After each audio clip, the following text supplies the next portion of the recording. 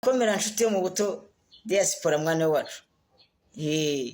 Njya ndora poste zawe wagwatiriye abana b'abazungukazi rwose bamaranye meza cyane arenze.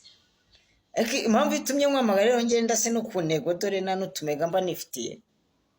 Nari mfite marume w'umusirimu cyane, igisore gisamaje agakundwa n'abana b'abazungukazi, hajyaho umwana ashirika ubute arashyendagura arivuye ngakaraba.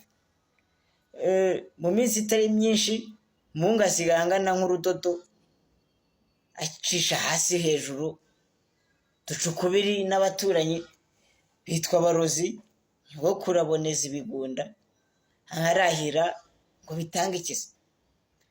Umuvandimwe aravuga ati ariko mwahise tukajyana umuntu kwa muganga, tugaca impaka tujyana kwa muganga.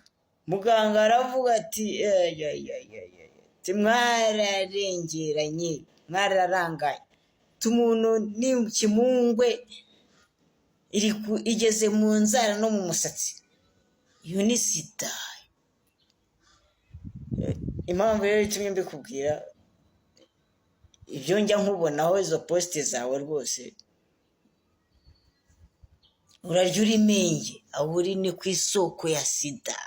Abo bana b'abazungukazi ugwatira umenye ko akaruhu gake na feri si hirya y'iwacu ya Ndagaswi urya ukanywa ukaryama ukamara kabiri, iyo ntiraza. Sida yaho si Ndagaswi bro, kindi gake.